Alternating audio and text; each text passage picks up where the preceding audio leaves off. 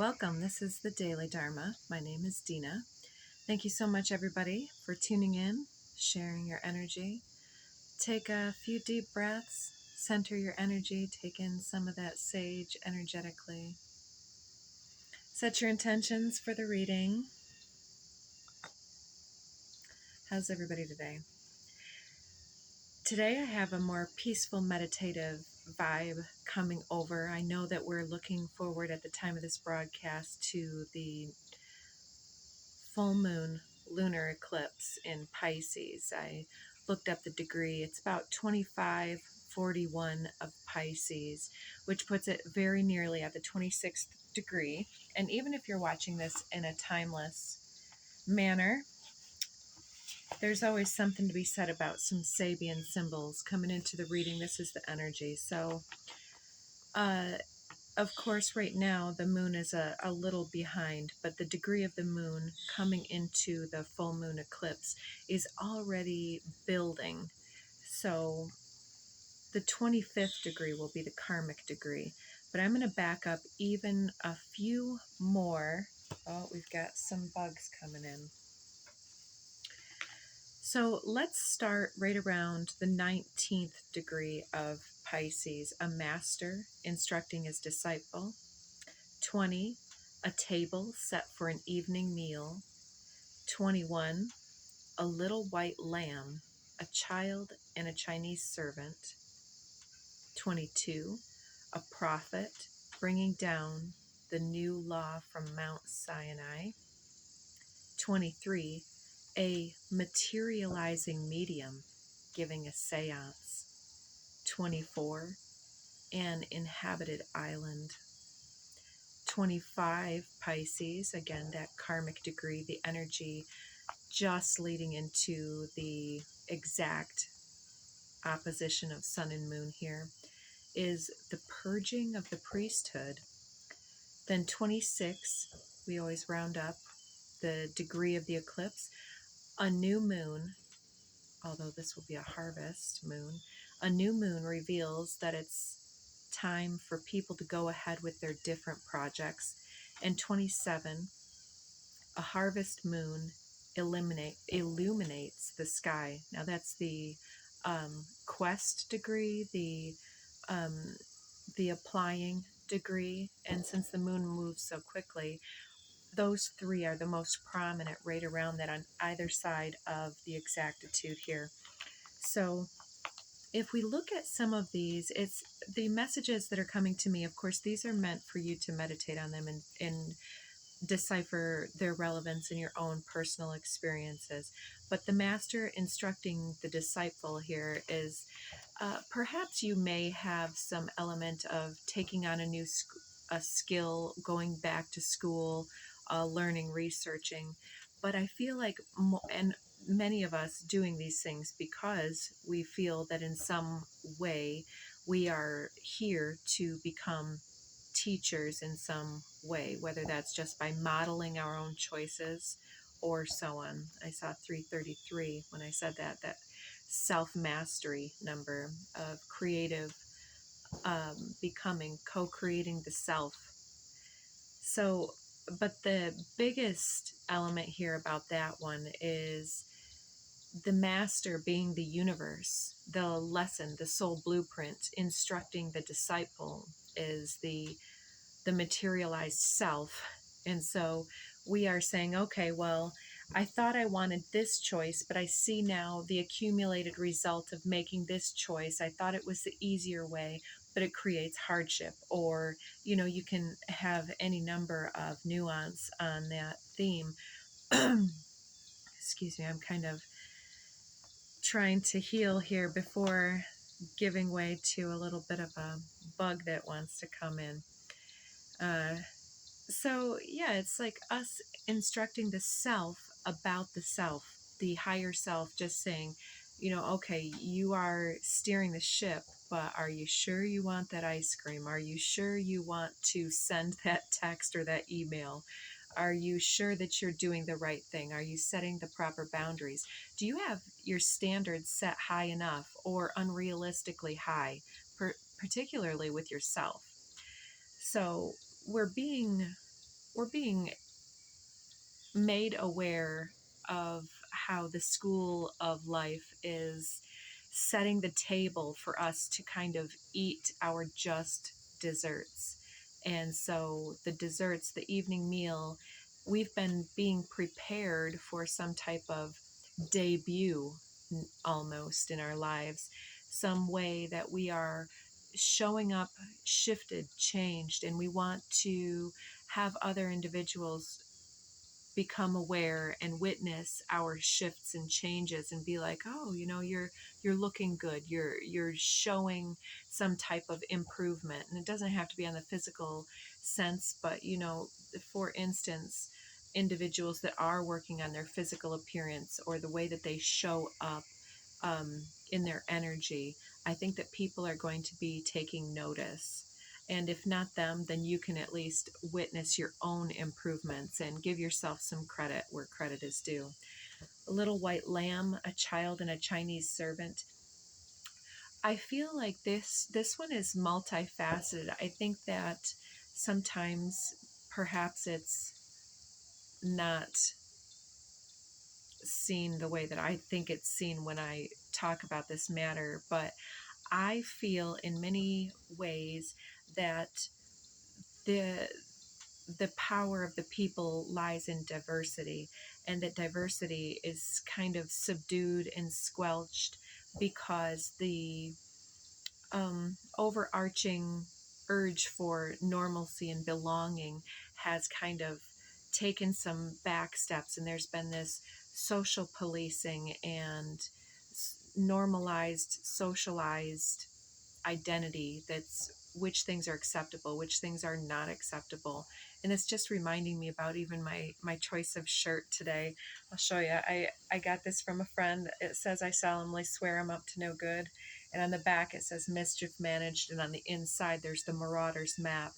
And she was getting rid of it, and I just had to have it.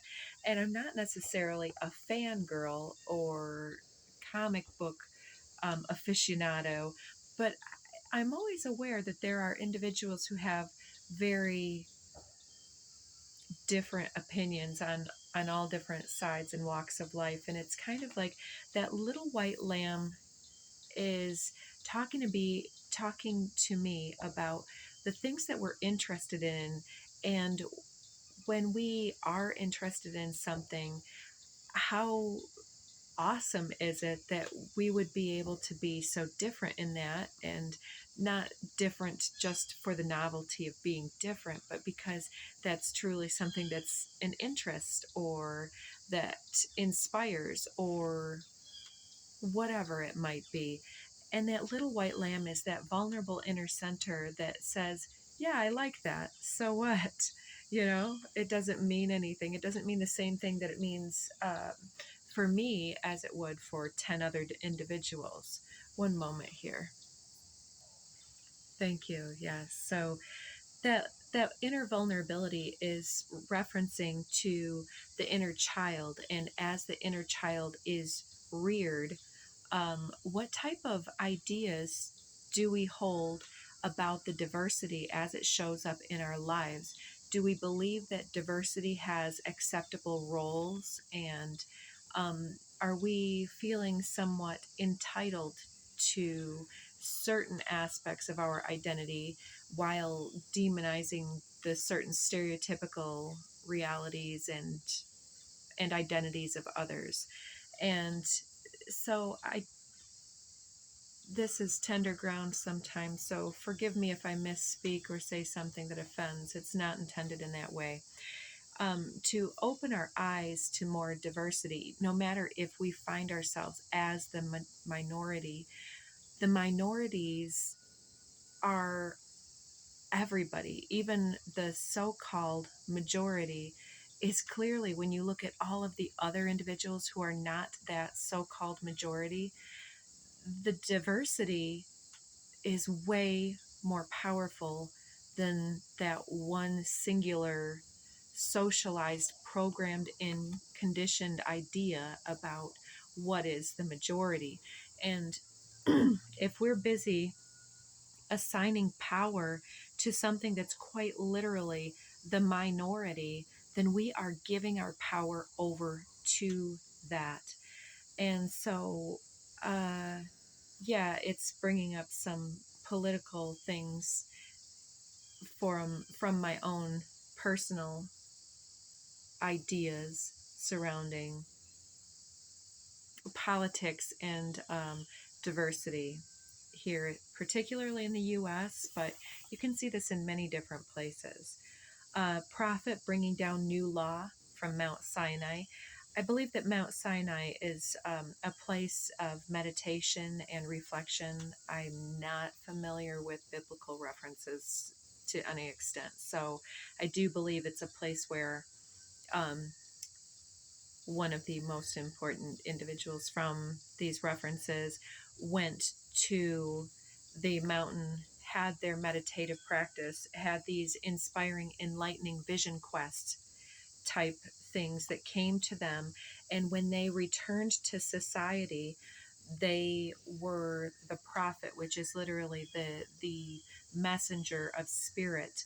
And they brought down, channeled in these new laws of the universe. And I do believe that this is a powerful time of transformation for everybody within the collective. And we might think, oh, well, that means everybody's going to believe like me. But no, diversity is the important part that maintains.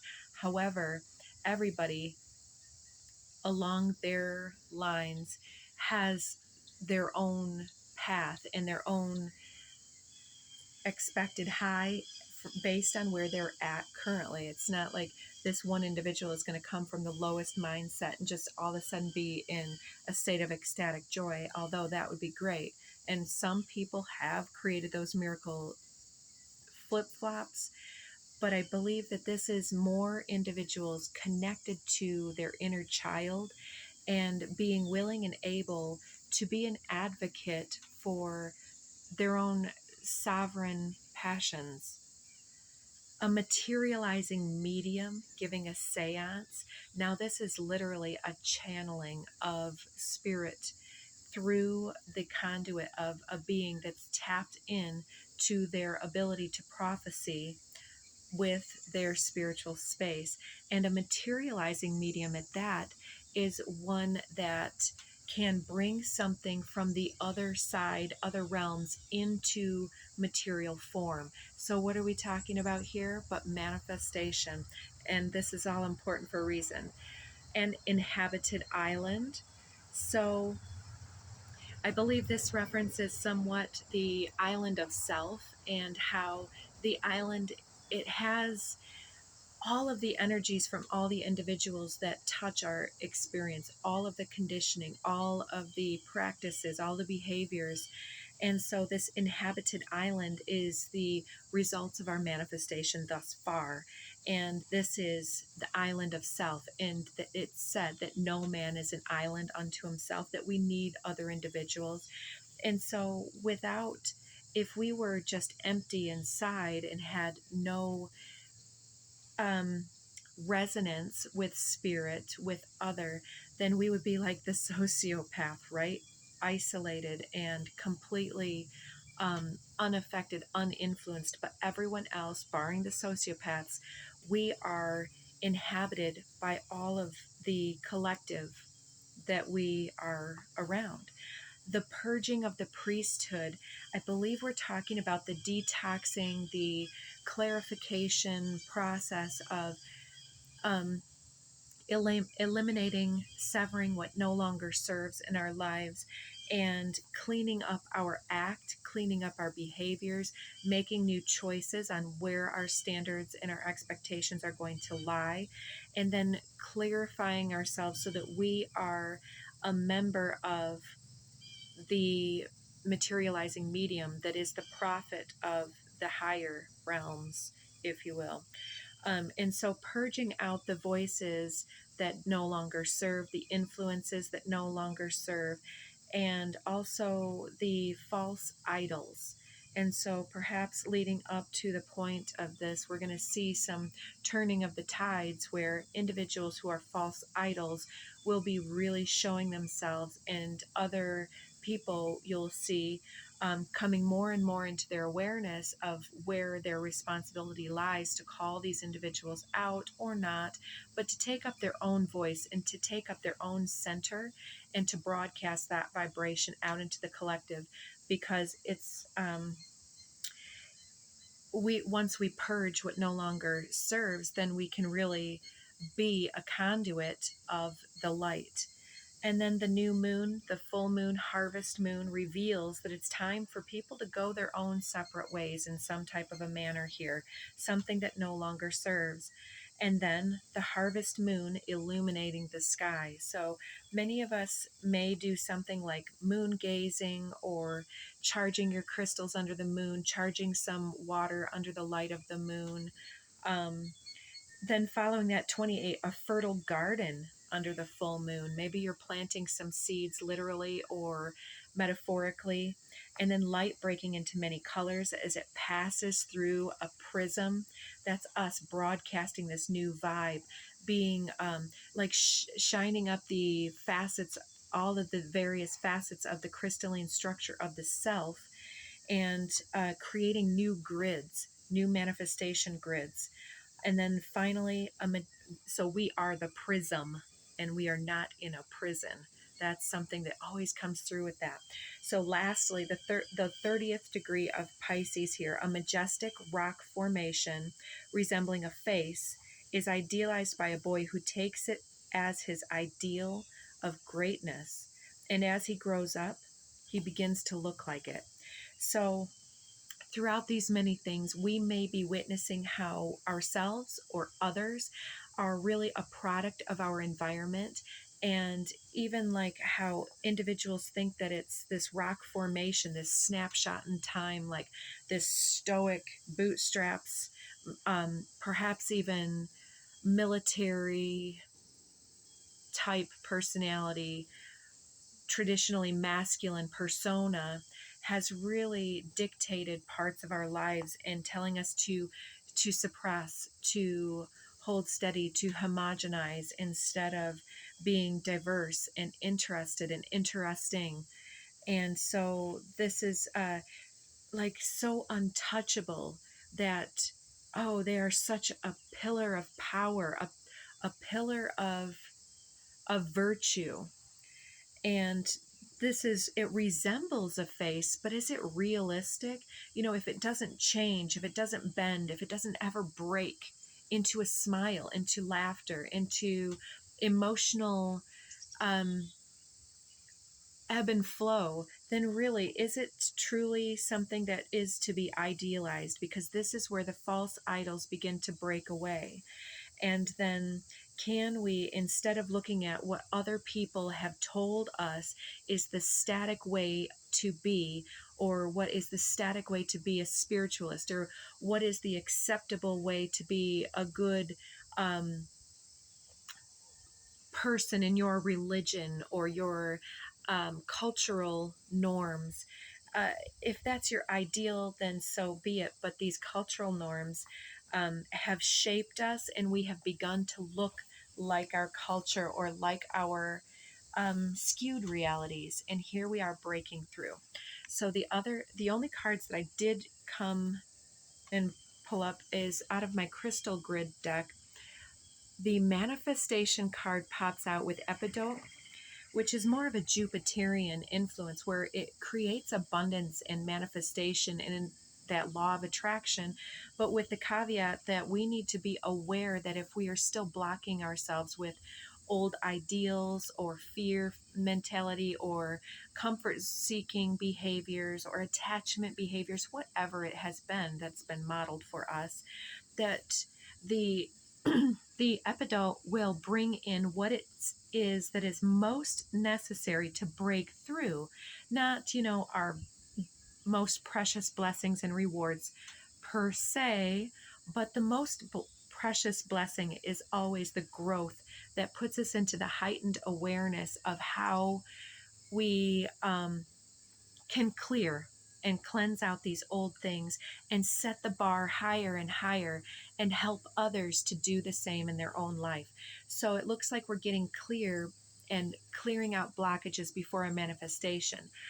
Yesterday's reading was actually one of the three that was posted was all about clearing out those blocks and clearing the way. It's like there was this beautiful um, temptation and attraction garnering a lot of our attention, but the reading refused to speak about it. It was all about clearing out what stands in between us. And then under the deck here, we have this emotions grid with Black Moonstone and some others here. But under the emotions, I did look it up in here, and it said something about it also brought up manifestation. And so it was talking to me in tandem with each other how the emotions are really working to call awareness to give the proper expression and channels to transmute emotions as they arise so that we can then logically put them into their proper capacity and placement, and so that we can transmute and recognize all of the beauty and wonder that that is, and then to manifest more appropriately the blessings that it is. Yeah. Emotions says emotions, moon cycles, manifestation. And it uses black moonstone, quartz lasers and points, coffee moonstone, natural citrine, and black agate. And the manifestation epidote is manifestation, abundance, spiritual attunement. And it uses epidote, Atlantisite, which I haven't heard of before, but it must be related to Atlantis, and quartz. So those may be some crystals you might consider using at this time if that calls out to you. Now, I had all of these decks pulled out, but let's just keep this one a little simpler. I didn't expect to go through all of those Sabian symbols, but it seems like we are purging some early programming, conditioning, cultural normalcy, and being called into greater embodiment and alignment with our center, which is always kind of part and parcel of the human dimension, correct? So let's take these ones that want to come out underneath conception. We have had so many references to the birthing process, but conception is about something that has been conceived. It has been made, brought into our awareness, and more than awareness, a concept has been embraced. And so that talks about belief and intuition and manifestation. So the three that we pulled out, yes, okay, from the pre-shuffle, third eye chakra. And then we also have compassion and Gaia here. So okay, so compassion for others and not knowledge of that they are products of their environment and that we have been a product of our environment brings up a lot of idea about forgiveness cycles and upliftment and letting the waters, the oceans of time and life, the ebb and flow with the moon tides, to allow those things to rise up in us, to allow the emotional um, outpourings or awareness that needs to come in. So something may have been denied previously in our awareness, and we're getting in touch with something. Could be even some repressed emotions or repressed situations. Let's see, we have low vibe entities and lower attachments. So this can come through different addictions, people in your environment. It can have to do with individuals that are feeding from your energy. I don't mean this to sound extreme, but for some of us, it will be extreme. So if you have found yourself surrounded by or inviting in, making space for lower vibrational behaviors, ideas, self narratives that inform ourselves about misconceptions about the self, our power and our victimization versus our being the hero of our manifestation journey. We also have 3333. Love that confirmation. So you are on a pathway of self mastery and creative experiential journey that is bringing to your attention that you've already done so much, but there is so much more you want to do. And then 99.99, talking about closing out a cycle, being able to do your retreat and come to your conclusions to gain that enlightenment here, to, put the cherry on top of your experience and really bring it full circle. Grief, depression was on the bottom of the deck. So that's kind of like, before you think that you are just a depressed person, do consider if you have been almost pre-programmed and predisposed based on circumstances and other individuals. It could even be a parent or a sibling that has always kind of been part of your experience, and their influence is one of those elements, perhaps for some, that needs to uh, be severed from our experience and to be transmuted. Um, but with compassion, of course. But compassion doesn't mean that these toxic people still get to live rent free in our lives. It doesn't mean that they get access to us. Yeah, let's say that somebody wants to change and that they're saying all the right things, even doing all the right things.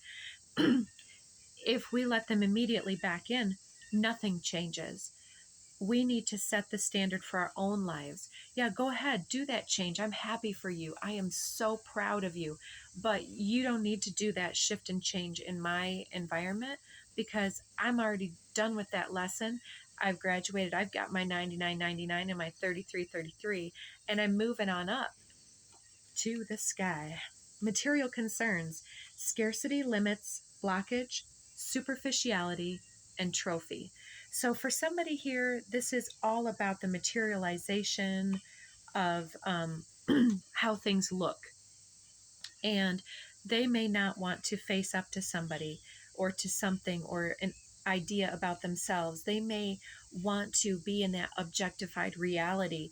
They may be stuck in poverty or limitation mentalities here, but you're really bringing up this abundance, this ability to create, to manifest, and to honor your emotions.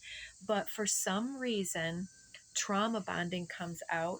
So this probably has to do with that early experience that you're really coming to terms with, that this might seem acceptable to the old you who was mired in this trauma bonding and this codependent energy of feeling that you had to put up with things. But it seems like you're really coming to some conclusions that these lower vibrational entities are keeping you stuck, they're keeping you unhappy, and they may be even keeping you sick.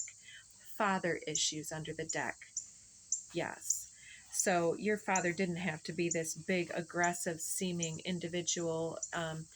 Some of them, I will say that there is so much control that can also happen through the parents, male or female, genderless, of course.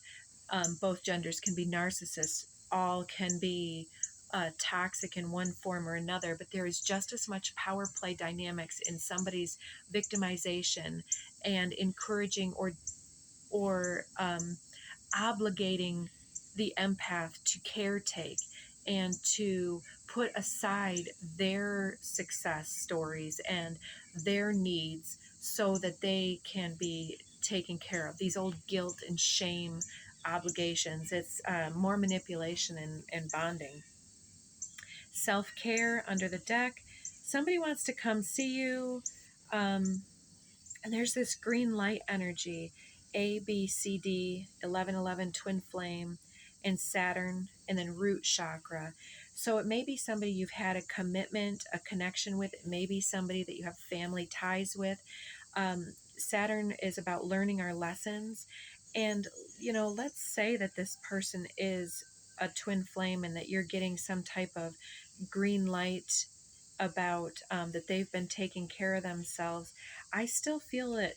Let's go deeper. I feel like there's something else. Patience, not yet. Allow the unfolding. That's kind of where I'm going with this, with that. Make sure that they're doing their own thing. Make sure that they've actualized their behaviors before entertaining it at all. And maybe you even need to go to a neutral place and not your space. so that that energy doesn't come back in. Momentum, drive, motive, speed. Somebody wants to hurry up and rush back in. They've been observing, looking for clues, keeping tabs on the situation. Mature feminine and Chiron and crown chakra here coming in. So this mature feminine has done a lot of healing around her intellect and her materializing mediumship ability, and knowing what she allows.